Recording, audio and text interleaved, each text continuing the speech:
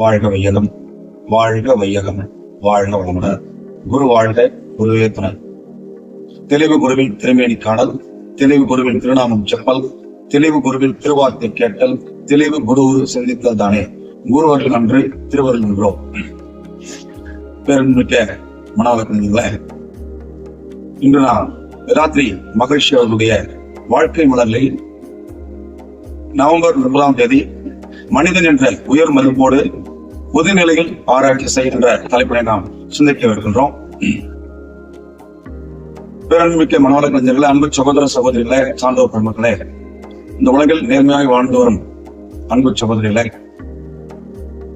நாம் இன்று வாதி, பிரதிவாதி, வழக்கறிஞர், நீதிபதி என்ற இந்த 4 நீங்களே இருக்கும் வழக்கு ஒன்று இருக்கின்றது. அது எது என்று பார்க்கின்றோம். முதலில் மனிதன் என்பவன் யார்? மனம் கொட்டல் இதான். மனதை இதமாக வைத்துக் கொள்பவன் தான் மனிதன். ஆக மனிதன் எப்படி வந்தான் அப்படின்னு பார்க்கின்ற போது, சிந்தித்து பார்க்கின்ற போது, ஆதியனும் பரம்பொருள் மையடிச்சு பெற்று அணுகின்ற உயிராகி அணுக்கள் கூடி மோதி இணைந்து இயங்குகின்ற நிலைமைக்கு ஏற்ப மூலகங்கள் பலவாகி அவை இணைந்து வேதித்து அண்டகோடிகளாய் மற்றும் பிறப்பு இறப்புடைய உலகில் ஏக்கமாகி நீதி நெறி உணர் மாந்தராய் வாழும் நிலை உணர்ந்து தொண்டாற்றி இன்பம் காண்போம். மனிதன் என்பவன் ஆதியிலிருந்து தோன்றி பஞ்சதன் மாத்திரைகளாக பஞ்சபூதங்களாக மாறி அதன் பிறகு ஓரறிவு முதல் தன்மாற்றம் அடைந்து 6 அறிவாக வந்தான் மனிதன். கிடைக்கத்திற்கு குரலே கடைசியில் பூத்த இறுதி மனதான் மனித பிறவி. அத்தகைய மனித பிறவி இறைநிலையோடு ஒன்றி வாழ்ந்து கொண்டிருக்கின்றான். ஆகையால் இறைநிலை நம்முள் இருக்கின்ற போது நாம் யாருக்கும் துன்பம் அளிக்கக்கூடாது. வேதாத்திரி மகர்ஷி அவர்கள் சொல்கின்றார், ஒழுக்கத்துக்கு விடை சொல்கின்றார்.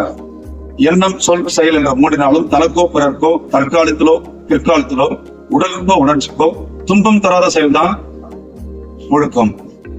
பிறர் துன்பம் அளித்தல் பாவம், பிறர் துன்பம் போக்குதல் புண்ணியம். ஆக நாம் யாருக்கும் துன்பம் தரக்கூடாது. இந்த சமூக வாழ்வில் பலவிதமான இனங்களை தந்து வாழ்ந்து கொண்டிருக்கின்றோம். சாதி, மதம், தேசம், மொழி, இனவேதங்கள், தனி கடமை, தனி உடைமை பற்று போன்றவர்களை மனிதன் கொள்வது குற்றம் அல்லவா? இவ்வித குற்றங்களில் நீ விடுபட்டவனா? இவைகளால் மனிதனுக்கு விளையும் துன்பங்களை ஒட்டி இவர்களை ஏற்று நீ வாழ்ந்து கொண்டிருப்பதாக இருந்தால் நீ வாதியாகவும்,